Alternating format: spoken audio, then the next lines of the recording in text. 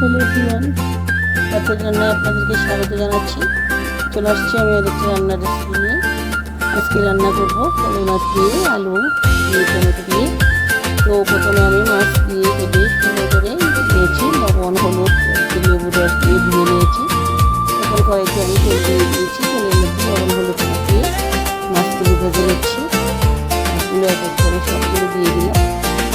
তো মাছগুলি কালকে আমি লাল করে ভেজে নেব, কারণ ভালো মাছগুলোকে এগুলো একটু ফাটা দেখতে মাছ বেশি ফাটা থাকে। মাছ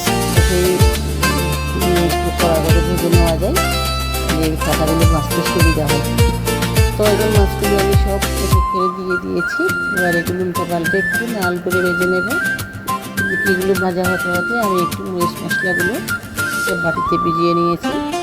তো মাছগুলো তুলে নিয়ে ওই তেলের মধ্যে একটু তেল নিয়ে পেঁয়াজ দিয়ে এবার আমি মরিচগুলো কষিয়ে নিচ্ছি। এখানে মরিচগুলো ধনিয়া জিরা আদা লঙ্কা মাছগুলো তুলে নিয়েছি।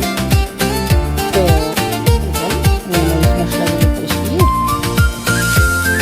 পরিমাণ মতো জল দিয়ে দেবো।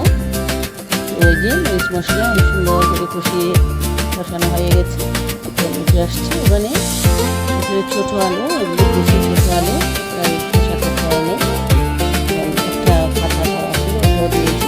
জল দিয়ে দিয়েছি, সিদ্ধ হবে। এগুলো সিদ্ধ হতে একটু সময় লাগবে, কারণ বেশি আলু একটু শক্ত। তো জলগুলো ফুটে ওঠার পরে আমি মাছগুলো দিব। আর তাজা মাছ, তো তাজা মাছের মধ্যে একটু জল দিলে সমস্যা হয় না। এই জল ফুটে ওঠার পরে আমি ভেজে রাখা মাছগুলো দিয়ে দিলাম টমেটোগুলো, টমেটো কেটে রেখেছি। এখন সুন্দর করে আর একটু রান্না দিয়ে খাওয়া আর একটু 2-4 মিনিট আর একটু রাখবো, তারপরে নামিয়ে নেব। এগুলো তরকারিটা রান্না করেছিলাম যে দিন হয়ে গেছে। আমি এখন সময়ের জন্য আদেশ প্রস্তুতের জন্য আপলোড দিতে পারি না, তারপরে হয়ে গেছে। আমি আপনারা দিয়ে দিয়েছি। তো বন্ধুরা, এটুকুর সঙ্গে থাকার জন্য আপনাদেরকে অনেক অনেক ধন্যবাদ। আমার তরকারিটা রান্না কেমন হয়েছে একটু জানাবেন। আসলে